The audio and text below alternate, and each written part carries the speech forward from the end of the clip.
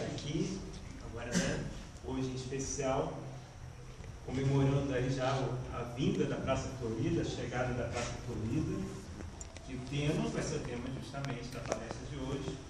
Eu vim para que tenham vida. João 10:10, felicidade do nosso Marcelo ter escolhido, né, ser intuído, já que 10 anos da Praça Florida, João 10:10, eu vim para que tenham vida. Então, tudo casou da forma correta, muito feliz em falar nesse tema. Todo mundo aqui está vivo? Certeza absoluta? Estamos todos vivos? Até os desencarnados estamos vivos? Não estão mortos? Os desencarnados também. E a gente vai compreender um pouco dessa passagem. E que vida é essa que a gente busca? E que vida é essa que Jesus vem deixar? Eu vou ler aqui um trechinho que está lá, começando um versículo antes, João 10:9, capítulo 10, versículos 9 e 10. Disse Jesus: eu sou a porta. Se alguém entrar por mim, será salvo. Entrará e sairá e encontrará pastagem. O ladrão não vem senão a fim de roubar, matar e destruir. Eu vim para que tenham vida e tenham em abundância. Então Jesus já chega dizendo que veio para que nós tenhamos vida. E não somente uma vida simples, mas uma vida em abundância. O que seria abundante? O que é uma vida em abundância? Quem quer arriscar? O que é uma vida em abundância? É viver 100 anos de idade no plano material? Será que é isso? Nossa, eu tive uma vida abundante, estou aqui com meus 100 anos já, senhorzinho, velhinho, nossa, que vida eu tive. Porque muita gente pode ter esse pensamento. Vida em abundância, muita gente tem também o pensamento na questão da prosperidade. Tenho uma vida abastada financeiramente, eu tenho carros, casas, tive os melhores empregos, eu tive uma vida em abundância. A gente pode até remeter ao mancebo rico, que naquele momento vem ao encontro de Jesus, diz que quer seguir Jesus, e o que ele tem que fazer para seguir Jesus? E Jesus fala: vai, vende tudo que tens e segue. Aí ele pensa, né, coça a cabeça. Certeza? Eu tenho feito tudo certinho, né? Eu tenho que vender tudo e te seguir, para que eu tenha a vida, né? Para que eu tenha acesso à vida eterna. Jesus fala: vai, vende tudo que tens e segue. Esse é muito interessante, a passagem do mancebo rico, porque o mancebo rico, Jesus fala: vem e segue. Joana de Cusa também tinha uma vida abastada financeiramente, mas ao contrário, como a gente pode ver no capítulo 15 do Boa Nova, ele fala: vai, filha, ser fiel. Ele não fala para Joana, porque a Joana de Cusa queria o quê? seguir Jesus por onde ele fosse. Eu deixo toda a minha riqueza. E o ensino parece que é o contrário. E quando a gente tem um atendimento fraterno na casa, né, a gente sabe que cada caso é um caso, cada espírito está num momento e num ensino diferente. Então, para uns a gente, né, no atendimento fraterno, e Jesus também a gente vê nas passagens, diz: vai. Em outros momentos você vem. A gente tem que descobrir qual é o nosso momento. Se é de ir ou de vir. Se é de ir, né, semear, ou se é de vir beber na fonte. Beber nessa fonte de vida eterna. Mas tem uma outra passagem do Cristo que diz o seguinte, está lá em Marcos, capítulo 8, versículo 35. Porque qualquer um que quiser salvar a sua vida, perdê-la-á. Mas qualquer um que perder a sua vida por amor de mim e do Evangelho, esse a salvará. E aí Jesus, né, fala que nós temos que perder a vida. Mas também fala: eu vim para que tenham vida e vida em abundância.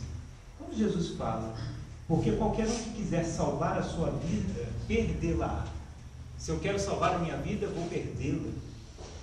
Mas Jesus não veio para que eu tivesse vida em abundância. Então a gente já vê que tem vidas diferentes, tipos de vida que não coadunam, que não casam. E ele segue falando: mas qualquer um que perder a sua vida por amor de mim e do Evangelho, esse se salvará. E aí a gente se remete a uma passagem de Paulo, né, em Gálatas, quando ele diz: não sou eu mais quem vivo, mas é Cristo que vive em mim. Não sou eu mais quem vivo, mas é Cristo que vive dentro de mim, nas minhas ações. A partir do momento que eu ser, entre aspas, um médium de Jesus, começar a entregar um pouco do meu livre-arbítrio, das minhas vontades a Jesus, eu vou começar a compreender o que é essa vida em abundância, o que é essa vida cheia de vida. Qual é a vida que nós buscamos verdadeiramente? Agora, sinceramente falando, que vida eu busco na minha rotina diária? Qual é a vida que eu busco? Obrigado, Marcelo. Qual é a vida que eu busco diariamente? É uma vida eterna? Porque às vezes a gente perde a sensibilidade do que é eternidade. A gente tem uma visão muito pueril da eternidade. A gente tem uma visão muito limitada do que é verdadeiramente a eternidade que nós buscamos. Nós estamos andando pela vida anestesiados. Nós estamos andando pela vida sem perceber que estamos com vida. Isso é um grande problema da sociedade atual. A gente vive perambulando por aí, sem ter noção, até dos nossos sentidos. Já pararam para pensar? Nosso paladar, por exemplo. Já pararam para pensar um pouco no que é o paladar? Fechar os olhos, alguém colocar um alimento na sua boca, e seu paladar tem memória. Olha só que incrível. De repente você faz uma ligação e reconhece que, não, isso daqui é uma fruta tal, é um morango, isso aqui é um limão, opa, isso aqui está azedo. E a gente vai fazendo essas ligações e a gente não reconhece isso. É tudo muito automático. E assim a gente vai vivendo a vida no piloto automático. A gente pega, vai, segunda-feira, engata e a primeira, a segunda e foi. Quando vê, graças a Deus, né? Hoje é sexta-feira, graças a Deus. Chega sábado, pode tudo, faz tudo, o dia é meu, só meu. Entramos no domingo, já no desespero. Ai, meu Deus do céu, está acabando, amanhã é segunda de novo, não aguento isso. Vai começar tudo de novo. E essa vida que a gente tem vivido. Porque a gente tem aquelas coisas do quando eu me aposentar, graças a Deus me aposentei. Eu vou ajudar na casa espírita, eu vou estar lá com a Ana junto, do lado dela, dar o Pedrão lá, vamos estar firme na casa espírita. Quando eu ganhar na Mega Sena, quando eu, e a gente não vive nunca. E a humanidade tem certas neuroses, né, a sociedade, e uma delas é essa, que se prepara sempre para viver, mas nunca vive. Ela está sempre se preparando, arquitetando, fazendo planos para a sua vida, para a vida que ela quer. Mas ela nunca coloca aquilo em prática. Ela nunca vivencia, nós como humanidade, nunca vivenciamos aquilo que nós sonhamos. Aquilo que nós queremos para o nosso futuro como espíritos. É sensação de eternidade que a gente perdeu. E a gente tem que reconquistar essa sensação da eternidade. No livro do Antigo Testamento, de Gênesis, no capítulo 2, versículo 7, traz a seguinte passagem: e formou o Senhor Deus o homem do pó da terra, e soprou em suas narinas o fôlego da vida, e o homem foi feito alma vivente. Esse momento é o momento da criação, que é tudo muito simbólico no Gênesis, mas Deus, olha só, né? Já as coisas já estão lá entranhadas nas nossas memórias passadas. Mas Deus, quando sopra nas narinas e dá e entrega a vida, entregando a consciência dessa forma, vamos colocar assim, ao homem, quando o homem começa a ter noção de que ele é homem, opa, tenho vida, isso é vida, e começa a viver, e começa no seu dia a dia, e começa na labuta, e vai caminhando. Mas nós fomos caminhando de vida em vida, de existência em existência, e chegamos aqui em 2019 no planeta Terra, e nós esquecemos o que é ter a posse da nossa própria vida. E Jesus, que veio para servir e não ser servido, e nós devemos tomar como exemplo isso, nós viemos aqui para servir e não ser servidos. Por isso que Jesus fala: aquele que procurar salvar a sua própria vida, vai perdê-la. Nós vamos perder a nossa vida se nós tentarmos salvar. Mas se nós tentarmos salvar relacionado ao nosso ego, a vida que está ligada a essa matéria, a essa anestesia, a esse piloto automático, a esse, meu Deus do céu, estou ouvindo a voz de Faustão, isso quer dizer um prenúncio da segunda-feira, vai começar tudo de novo. E a gente fica naquele desespero. Então nós temos que fazer buscar o que o ego é e o que o ego gosta. O que meu ego adora? A gente tem uma noção muito vaga, muito pequena da palavra sacrifício. O que é sacrifício? E aí, alguém pode falar, gente, pelo amor de Deus, me deixe sozinho nessa. O que é sacrifício? E aí, Marcelo, o que é sacrifício? Pensando aqui, eu acho que é algo que você pensa que está além das suas forças e que você vai despender uma quantidade maior de energia para fazer aquilo. De força, de vontade para fazer aquilo. Mas talvez não seja. Talvez não seja. Não seja tão sacrifício assim. Tão sacrifício. E aí, Pedro, sacrifício. O que é sacrifício, Pedro?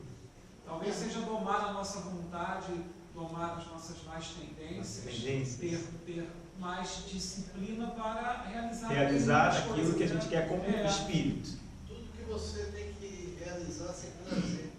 Sem prazer. Tudo que eu tenho, isso é interessante. Tudo que eu tenho que realizar sem prazer. Prazer aonde? Onde é que está esse prazer? É o prazer do espírito ou é o prazer do ego? Dos dois. Será que é dos dois?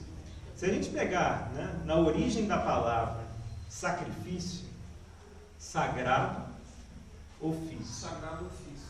Um trabalho que lhe é sagrado. Então a gente para e pensa: o sacrifício de mãe. Né? Aí a gente pega essa concepção, né, de tudo aquilo que eu não realizei com prazer. Entende? Porque quando a gente pensa na palavra sacrifício, a maior parte das pessoas pensa naquilo que eu vou fazer sem querer fazer. Por obrigação. Por obrigação. Por imposição. Imposição também social. Mas a gente pega as mães. As mães não tiveram prazer em criar seus filhos? Sim ou não? Como é que é isso? Não tivemos um prazer enorme em criar nossos filhos? Foi sacrifício? Mas a gente fala sacrifício de mãe. Por que sacrifício? É sacrifício mesmo.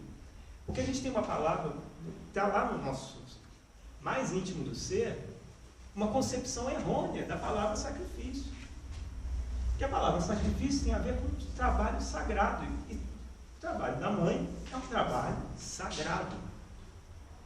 Porque quando a gente para pensar, o que realmente está sendo sacrificado na concepção atual que a gente tem hoje, e não dessa que a gente está tentando construir, nessa concepção atual da palavra sacrifício hoje, o que está sendo sacrificado, da forma como o senhor falou, é o ego. É o ego. Porque eu, para ser mãe, poderia o quê? Fazer conta, não, aí a gente começa, né? Quando a gente começa a calcular demais, e aí a gente vê, não, mas e o meu tempo livre? Né? A gente teve muito tempo livre quando fomos pais, quando fomos mães? Não tivemos. E a gente começa a compreender a passagem do Cristo. Aí a gente começa a entender que aquele que perder sua vida por mim, nos sagrados ofícios, mas aí também não é aquela coisa, tudo é sacrifício. O que é sacrifício? Que a gente tem, por exemplo, os workaholics que fazem sacrifícios enormes pelo dinheiro, para conquistar mais dinheiro. E não é esse sacrifício que a gente busca, mas é o sacrifício, como a gente falou aqui, da mãe, o sagrado ofício, o trabalho sagrado da mãe. Então a gente tem que dar uma nova concepção a essa palavra. A gente fala muito do sacrifício do Cristo.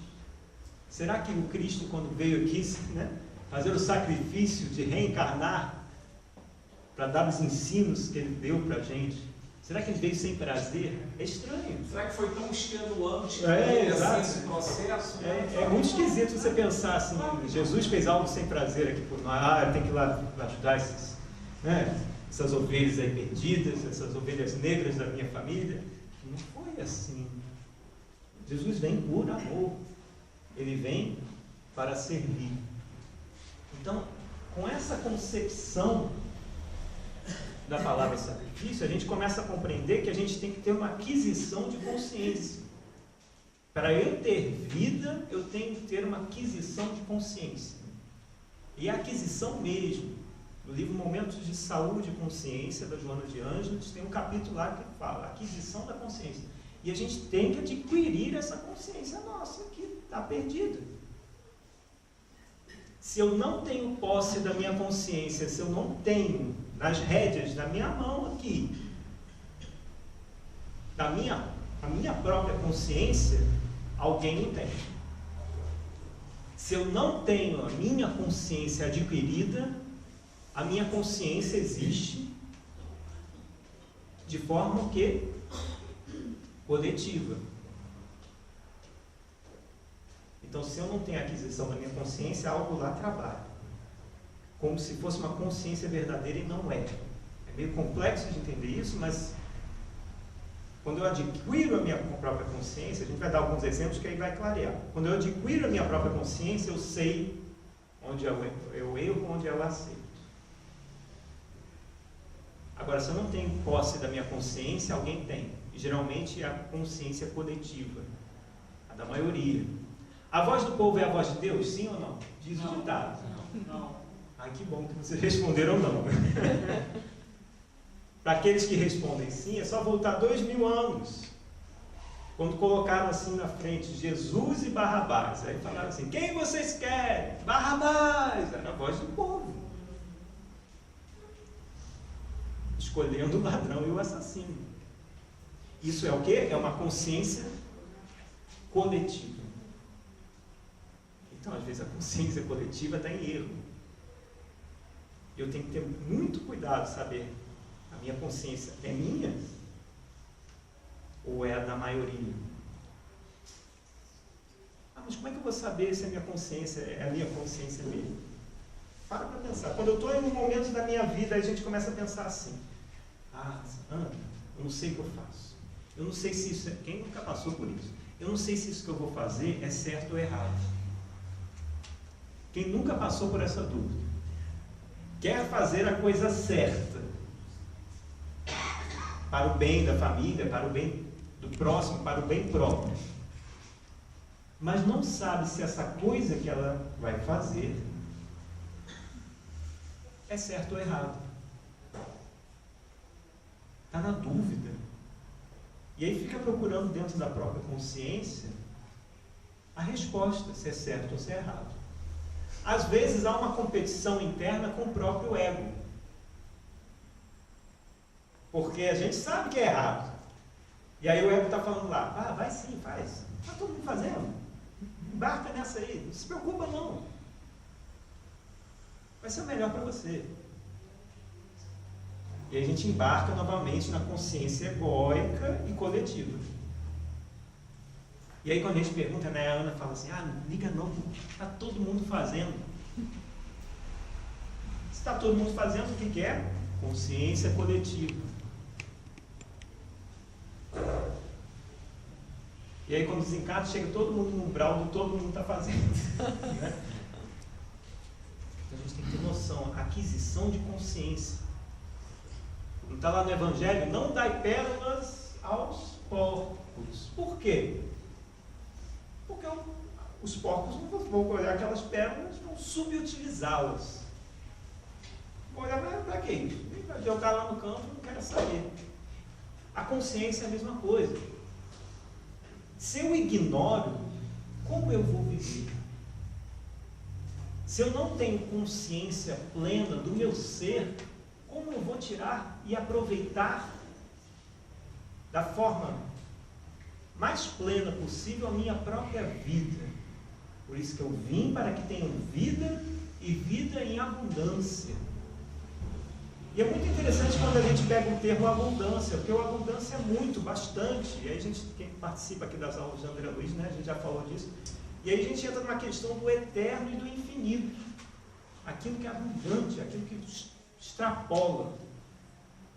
E a gente tem uma concepção de infinito e de eterno muito limitada também, assim como de sacrifício. A gente tem uma concepção da eternidade como uma grande quantidade de tempo. O que é eterno? Vou passar uma eternidade nessa fila. Vou passar uma eternidade em tal lugar. A eternidade é como se fosse uma grande quantidade de tempo. Quando, na verdade, a eternidade é a não existência do próprio tempo. Opa, deu um nome. Mas é. A eternidade é a não existência do tempo. E o infinito? O infinito é quanto mais longe eu for, mais eu vou alcançar, ele é longe. O infinito é longe para burro. Não é isso que a gente tem, essa concepção? O infinito é longe, a gente vai andando e não acaba nunca. Não. O infinito, da mesma forma que a não existência do tempo para o eterno, o infinito é a não existência do espaço. E aí diz Pedro em uma das suas cartas, para Deus um dia tem 1000 anos e 1000 anos tem um dia. Então quando a gente fala da abundância, Jesus fala o quê? Eu vim para que sejam espíritos puros, para que saiam dessa existência temporal e espacial. Porque a gente sabe, está lá no livro dos Espíritos, quando o espírito se torna puro, não há mais nenhuma influência da matéria sobre aquele espírito. E se não há influência da matéria, não há influência espacial e temporal. Nossa, agora a gente foi nomes, né? E se não há, o que Jesus está querendo nos convidar é: venham, caminhem, purifiquem-se. Eu vim para que tenham vida e vida eterna e vida em abundância. Tornem-se espíritos puros nessa caminhada. Então a gente sabe que não há como nós desfrutarmos uma vida sem a consciência da própria vida. Se eu estou anestesiado na própria vida. Porque às vezes a gente anda anestesiado. Eu brinco que é o Walking Dead, né? São os zumbis. E a gente está cada vez mais zumbi. A gente está cada vez mais preso aos aparelhos eletrônicos, como se a gente estivesse perdendo todo o nosso livre-arbítrio. E concedendo livre-arbítrio a todos, a tudo e a todos. E a gente esquece da concepção da eternidade. Esquece da concepção do que é verdadeiramente eterno. E aí a gente vai falar um pouquinho, sabe, já que a gente falou de vida. Qual é o oposto de vida? Morte. Morte, é isso? O oposto de vida é morte? Será? Aí eu ponho uma interrogação aqui. Será que o antônimo, o contrário de vida é morte? Ele fala alto, baixo. A vida é morte. A vida Aí é morte lá. Lá é vivo. Lá é vivo. Aqui que é a morte. Eu gostei da filosofia, ué. Então, aqui que é a morte. Aqui que é o Não mundo. pode ser o contrário, porque a morte faz parte da vida. A morte faz parte. Também faz isso.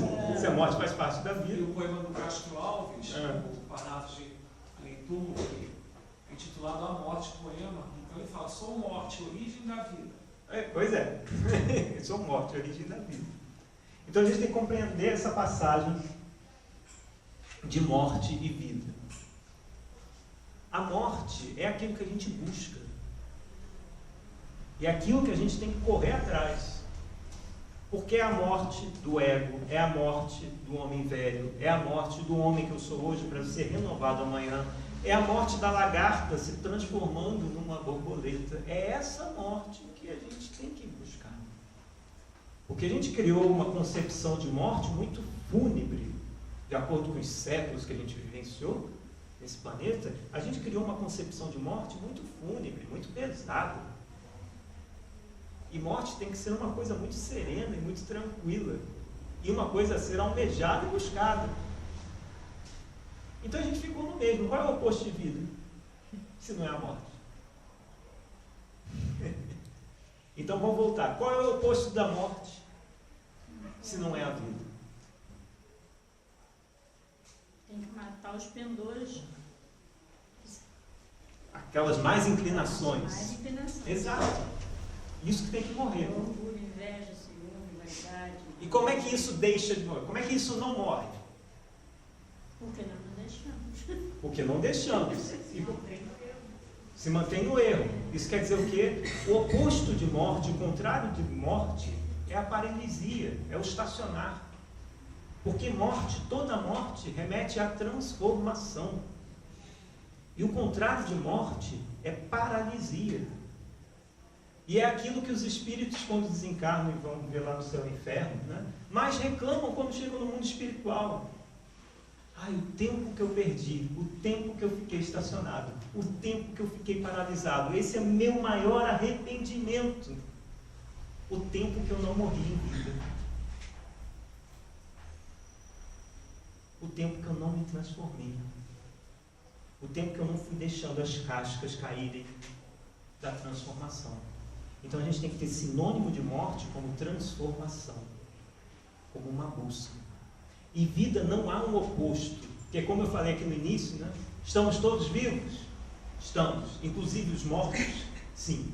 Inclusive os desencarnados? Né? Sim. Então vida não há contrário, porque vida é plenitude. É como querer arranjar um oposto, um contrário de Deus no mundo. Se a gente não consegue explicar Deus, imagina o contrário dele. Então a gente tem que ter a concepção de vida ser plena. A vida, ela é plenitude. Não há um oposto. Se houver um oposto de vida, ela é a própria ignorância nossa. E com base nessa questão que a gente falou da aquisição da consciência, isso que é a vida. Imagina a consciência como um globo. E esse globo está coberto de véus negros. Aqueles tules, véus bem finos, mas vários. E é isso que eu tenho que ir deixando morrer e cair. Cada véu que eu retiro, a consciência consegue enxergar melhor o que ocorre. Cada véu que eu retiro, a consciência consegue. Mas cada véu que eu retiro, a responsabilidade minha fica maior. Porque eu tenho uma compreensão maior. E cada véu que eu retiro, e como ela falou, mas esse véu é tão bonitinho, olha só, tem umas florezinhas nele, esse aqui é bordadinho, eu quero tanto ficar com esse véu aqui em cima da minha consciência, porque é tão bom, é tão cômodo ficar aqui no meu sofá, estirado, passando o fim de semana, sem pensar em nada nem em ninguém. O que é isso? Isso é paralisia. Então a gente já destruiu aqui, né, duas concepções, né, sacrifício e morte. E a gente tem que destruir essas concepções antigas. E adquirir essa consciência nova do que é. E cada véu que eu retiro, porque a gente é apegado a esses véus, o que cobre a minha consciência. Porque eu sei que no momento que eu retirar aquele véu, ele não volta mais. Se voltar, vai voltar meio torto, vou tentar colocar de novo, a coisa não vai dar certo. Porque já era, a consciência já tomou posse de si. E esse é o nosso grande objetivo, a gente tem que tomar posse de si mesmo. Estamos aqui para tomar posse de nós mesmos. Só que a gente gosta da coisa morna. Tem uma passagem no Antigo Testamento que eu acho pesada, mas ela é, né? O que acontece? Os mornos serão vomitados. Olha só, que pesado. Mas o morno é aquele. Ah, não, eu chego lá no plano espiritual, não, eu fiz tudo que a lei dos homens me pedia para fazer. E nada mais. Ou seja, eu não matei, não roubei, então eu fiz o bem. Não, não fez o bem. Deixou de fazer o mal, é diferente. E ficou no neutro, morto, estacionado. E quando a gente estaciona, é paralisia. E quando a gente deveria buscar essa morte do ego, esse sacrifício da concepção antiga que a gente tinha lá atrás, do ego. Porque sempre quem se sacrifica, ah, não, eu vou ser mãe. E as minhas horas vendo novelas, minhas horas livres para sair. Quem está se sacrificando, na concepção antiga da palavra, é o ego, mas o sagrado ofício é o materno. Até aí tudo bem, gente? Tudo jóia? Tranquilo? Diz Sócrates: ah, se assim é, deixar que eu morra uma e muitas vezes. Se assim o é, que a gente morra uma e muitas vezes. Alguém aqui quer morrer? Agora eu pergunto. Alguém aqui quer morrer ou não quer? Não. A gente está segurando o véu, né? A gente não quer desencarnar, é diferente. Mas a gente tem que. Tem que, no momento tem que. Uma coisa que a gente tem que compreender, e a vida tem me dado essa lição bem, né? Bem no meu calo, assim. Nós dois recentemente. É, exato, bem no meu calo. É a impermanência. A gente é impermanente, a vida aqui no terreno é impermanente, mas somos imortais. Tem um livro do Pastorino, Psicografia do Divaldo, ditado pelo Espírito Pastorino, Impermanência e Imortalidade. Então a vida é impermanente, mas nós somos imortais. Então a maior lição que a gente tem que aprender é o desapego. Não adianta. Desapego. Eu costumo brincar nas palestras. De Abigail a Zaqueu, o ensino é o mesmo. Desapego. Jesus vem falar de amor, vem falar de perdão, vem falar de humildade, vem falar de diversas coisas. Para cada um ele deixa uma dessas lições. Mas em todas essas lições, por todos aqueles que ele passou, ele sempre deixa a lição do desapego. Desapego material, desapego do poder, desapego dos prazeres, desapego familiar, desapego das tarefas cotidianas com Marta. Todas as lições do Cristo têm a base lá no desapego. Eu sempre bato também com martelo assim, nesse prego. Questão das posses. O Divaldo fala muito bem. A gente tem que tomar cuidado com as posses que nos possuem. Será que eu tenho o carro que me tem? Será que eu tenho a coisa que me tem? Será que eu tenho o emprego que me tem? Será que eu tenho o dinheiro que me tem? E aí vai por aí, pode ir aumentando a lista. A gente falou nas questões materiais, e pode ir ampliando. O que nos possui? A gente tem que compreender o que nos possui. Porque o que nos possui é aquele véuzinho que está em cima da consciência. Que eu não quero me livrar. Eu trouxe uma passagem aqui do Humberto, do livro De Alma para Alma. Ele não é um escritor espírita, mas essa passagem exemplifica bem o que a gente quer falar. Falando com Pilatos. Por que não queres, ó Pilatos, compreender a linguagem do Nazareno? Por que não vais à procura do seu reino? O seu reino não é deste mundo, mas é de um outro mundo. Não é do mundo, mas está no mundo, neste mundo em que vives. Não é como esse reino pueril de Tibério César que tu representas em terras de Judéia. Não é como os reinos humanos defendidos com lâminas de ferro, levantados sobre montanhas e cadáveres humanos, cimentados com o sangue dos homens e com as lágrimas das viúvas e órfãos. Não. O seu reino é o reino da verdade e da vida, o reino da justiça e da paz, o reino do amor e da alegria, o reino da graça e da glória. O seu reino é sustentado pelas colunas eternas da razão e da fé. O teu reino, Pilatos, será varrido da face da terra, porque é deste mundo. O reino de Jesus não terá fim, porque não é deste mundo. Só resiste ao fluxo e refluxo das coisas terrenas o que não assenta alicerces na matéria. O que tem ponto de apoio fora do mundo sobrevive a todas as vicissitudes do tempo. Então, lá no finalzinho ele fala, né? Tu, Pilatos, só nasceste da carne. Quando nascerás do Espírito, como esse ladrão penitente, para compreenderes a verdade do reino que não é deste mundo? Nascerá algum dia para o mundo do Espírito, ou acabarás como o triste aborto que morre antes de nascer? Pesado? Mas a gente tem que compreender. Nós encarnamos. Às vezes nós não nascemos. Muitos não nascem. Encarnam, simplesmente. Às vezes eu posso chegar aos meus 70 anos de idade e ainda não nasci. Só encarnei. Eu tive um professor lá de faculdade que me falava que tem gente que parece que está aqui no mundo só porque tem lugar. Só tem lugar. Tem um espaço lá, ocupou. É igual um ônibus, né?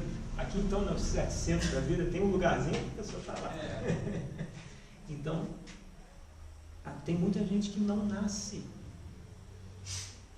E às vezes desencarna, aí fala, morreu. Não morreu, porque nem nasceu. Nem veio à vida. Passeou, passou, não deixou nada. Então é o momento de nós nascermos. Foi espectro de homem, não foi homem. Só passou pela vida e não viveu. Como uma sombra que passou. E a gente tem que deixar a nossa marca. Através da caridade, através do bem, através do amor. Através daquilo que vai fortalecer o espírito. Porque se eu vim para que tenham vida, que como diz Jesus, se eu vim para que tenham vida, é para que possamos vivê-la, sem medo de usar os nossos talentos que nós carregamos, as nossas virtudes. Mas eu tenho tanto erro. O amor cobre multidão de pecados. Utilize-se desses talentos, dessas virtudes, coloque-as em prática, para que a gente possa verdadeiramente morrer quando desencarnar. A gente tem que nascer. Porque nem todo mundo que morre, realmente, para que possamos morrer é preciso que tenhamos vida. E essa vida refletida, como a gente falou, né, que possamos ser médium do Cristo, médium de Jesus. Buscar o que Jesus faria nesse momento. E aí a gente tem lá inúmeros exemplos. O que Jesus faria nesse momento? Não, ele não faria isso, mas eu queria tanto fazer isso, é tão bom. É tão bom ficar na minha comodidade, no meu morninho, eu sentado no sofá de perna para cima. Porque essa é a paz do mundo que a gente está procurando. A paz do mundo é a rede com água de coco. E a paz do Cristo são os pés sangrando. São as mãos marcadas. Mas que fúnebre, pés sangrando e mãos marcados, mas com a consciência tranquila, adquirida e com a leveza de espírito tal. A gente fala tanto em fazer dieta, no mundo, no campo físico, no campo material, que a gente não procura as dietas espirituais, que deixam o espírito mais leve, que tornam o espírito mais sereno, mais feliz. Eu estou com os pés sangrando, mas rindo. Eu estou com os pés sangrando, mas nossa, que satisfação interna. Quanta vida eu sinto a pulsar. Porque a gente só está consumindo doutrina espírita, só consumindo. Nós só estamos consumindo. É igualzinho, a gente vai lá no McDonald's e vai consumindo McDonald's. E não faço exercício físico nenhum. O que vai acontecer? As artérias, o que acontece? Vão entupir. Não vão entupir? Vai dar uma parada cardíaca. O mesmo acontece com o espírito. O que a gente está fazendo? A gente está indo lá no Kardec e está consumindo. Isso está entupindo as veias da alma, do espírito, porque eu não pratico, eu não exercito. E uma hora vai dar uma parada cardíaca, como deu o irmão Jacó, que chega lá no plano espiritual, consumiu, né? Presidente de casa espírita. Vai, fica de olho vivo. Olho aberto. Não entendi. Porque consumiu, chegou lá no plano espiritual, teve um ataque cardíaco do espírito. Não praticou, não exercitou para que aquilo pudesse fluir no sangue da alma. E aí, a gente pode compreender, tem uma frase do Sérgio Lopes que eu separei aqui, que ele diz o seguinte: Sérgio Lopes é um conferencista do sul, lá de Pelotas, e ele fala: há uma parte de nós que jamais adoece, porque em nossa essência carregamos o germe da perfeição. Em nossa essência nós carregamos o germe da perfeição. Então tem uma parte de nós, aquela fagulha divina, como diz lá no Livro dos Espíritos, que está lá, firme e forte e inquebrantável. Ela nunca adoece. Ela fica no núcleo da consciência e vai expandindo. E às vezes a gente faz uma força para que aquilo não fique aí. Porque senão, né, vai acabar feriados prolongados, vai acabar aquelas coisas todas que eu gosto tanto. E aí diz, todos conhecem a história do cego Bartimeu? O cego Bartimeu, por que Bartimeu? Ele era filho de Timeu. Então a gente já começa por aí. Tinha família. Demonstrando que esse, que às vezes a gente considera da periferia da sociedade, da borda da sociedade, apareceu lá o cego. Não, tem origem, assim como nós temos. Então o cego Bartimeu estava à beira do caminho, estava passando Jesus, e ele começa a berrar: Jesus, Jesus, Jesus. Aí o pessoal fala: fica quieto aí, vai atrapalhar o mestre. E aí o que ele faz? O que ele poderia ter feito? Fica quieto, fique quieto. Não, ele berra mais alto: Jesus, Jesus, Jesus. E aí Jesus chama ele, chama o cego, chama o Bartimeu. E aí nesse momento ele levanta e, lançando fora o seu manto, sua capa, saltando, foi até Jesus. E eu queria pegar justamente nesse processo dele saltar, se livrar da capa e ir atrás de Jesus. Eu vim para que tenham vida, não é isso? Esse cego tinha certeza de que teria vida. A fé dele já começa ali, no levantar e no largar e no berrar pela segunda vez. Dizem muitos estudiosos do povo romano que a capa do mendigo era algo que lhe era próprio. O povo romano era um povo muito, muito organizado.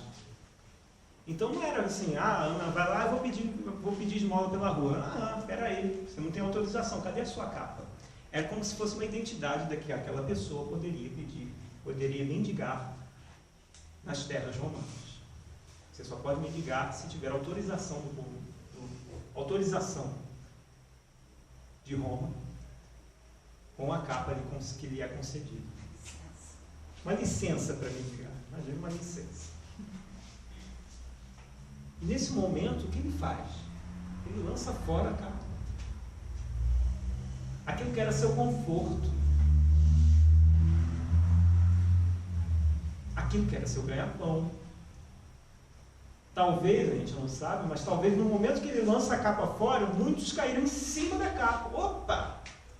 Esse maluco deixou a capa de mendigar, isso aí é bom. Dá uns trocados por dia. E vai ao encontro do Cristo. E diz Emmanuel sobre essa passagem, e a lição é capas.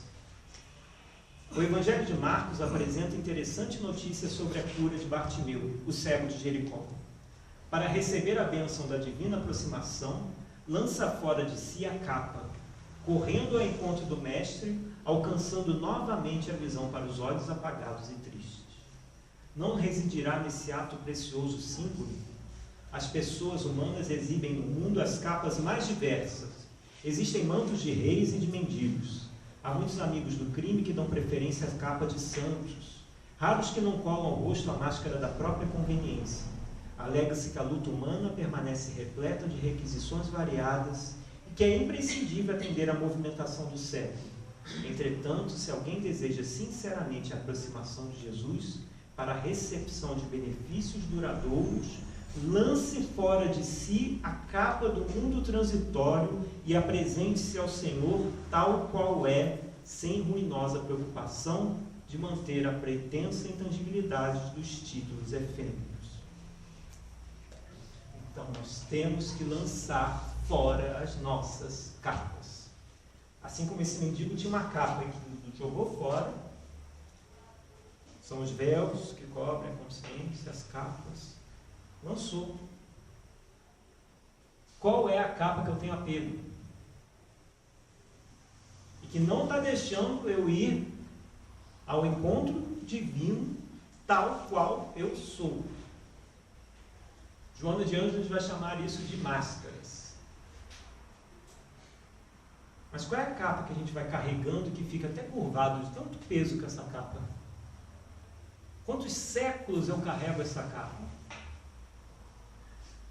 E essa capa que eu tenho que me livrar para ir ao encontro da vida, e da vida plena, da vida eterna, da vida em abundância.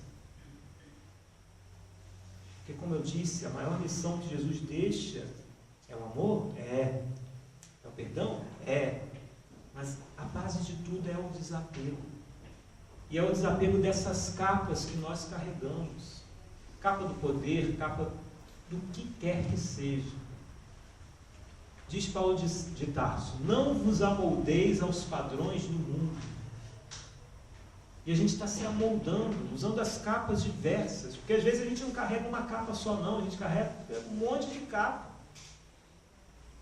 A gente carrega até a capa dos outros, porque a gente vai lá pegar a capa do céu. Opa, essa capa aqui está boa. E aí quando a gente vê, a gente já está andando assim e não consegue caminhar. Porque a gente é apegado. Quem não tem aquele armário cheio de coisa assim, um dia eu vou precisar disso aqui. Vou deixar aqui no cantinho. Quem sabe um dia eu vou usar. Deixa lá. E passa 1, 2 anos, tá lá. Daqui a pouco tem mais outra coisa. Não, isso aqui é útil. Isso aqui eu vou precisar um dia.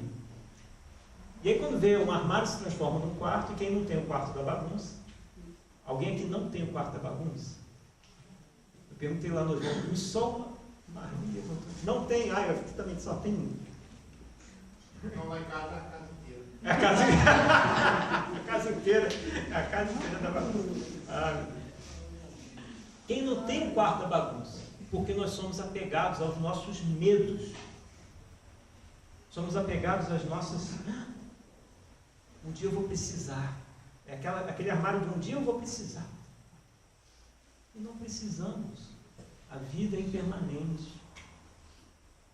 Aí quando vê, a gente desencarna, aí a gente está lá no plano espiritual olhando, a pessoa está esvaziando o nosso armário. Aí vai tira. Dá para fazer uns 5 bazares. Não é assim. Somos tão apegados aos nossos medos. Porque o que está acontecendo quando eu estou preenchendo aquele armário? Eu estou falando aqui de forma material, mas o que está acontecendo? Aquele armário é um reflexo do meu psicológico. É um reflexo do quanto eu estou procurando a vida num lugar que não tem vida. Quanto eu estou procurando a vida num lugar efêmero que é o mundo? Quanto eu estou procurando a vida no poder, nas cifras? Às vezes é um simples bibelôzinho, está lá. Não, deixa ali. Deixa ali. A gente não está procurando essa vida que preenche aqui. A gente está vazio, estamos vazios de nós mesmos. E é preciso preencher o coração. Amar a Deus sobre todas as coisas e ao próximo como a si mesmo. E a gente tem que começar isso na contramão. Espera aí, como é que eu vou amar o próximo se eu não me amo? Primeiro, se preenche. Já compreendi, eu sei como me amar. Isso vai ampliando. Tudo começa do interno e vai aflorando. Quando é que eu amo Deus? Quando eu estou amando sua criação, os outros, o próximo e a mim mesmo. Porque onde é que está Deus? Quando a gente tem uma noção de poder, repara assim, se a gente fala com alguém, né? Fala aí alguém que tem poder. Pode ser até na mídia. Neymar tem um poder midiático, um poder mundano. Quando a gente relaciona alguém de poder, essa pessoa se torna, nessa visão mundana, ela é inacessível. Nossa, quando é que eu vou falar com o Neymar? Não, nunca. Quando é que eu vou falar com o governante tal? Nunca. É inacessível. Porque essa questão de poder, o poder parece que isola a pessoa e torna ela inacessível. E aí a gente transfere isso para quem? Para Deus. Essa visão de inacessibilidade relacionada ao poder. Deus é todo poderoso. Se Ele é todo poderoso, Ele é praticamente inacessível. E Ele porque eu não sou. E aí se distancia. E Deus está pleno em todo lugar, a todo momento. Deus não é igual uma rede Wi-Fi que aqui está fraco, espera aí, vamos para lá. Aqui no geral o sinal de Deus está fortíssimo, lá em casa está fraco. Não. O sinal de Deus é pleno em todos os lugares que nós estivermos. Vida em abundância. E a gente não percebe. Porque a gente é como aquele peixinho vermelho lá da introdução do livro Libertação, de André Luiz, que estamos mergulhados no oceano, que é Deus, sem percebermos que Deus é constante na nossa vida. Está sempre com o sinal cheio, sempre teve. Nós é que estamos com o nosso aparelhinho interno, nossa fé muito fraca. E é chegado o momento de acordar. É chegado o momento de despertar, é chegado o momento de ligar nossos aparelhos internos para captar esse sinal que é pleno, forte. Em todo lugar. Na profundeza das crostas terrestres. Será que Deus está pleno lá? Está. Mas qual é a minha capacidade de recepção divina? Como é que anda o meu 4G divino para receber essa antena que está lá, está emitindo a todo momento.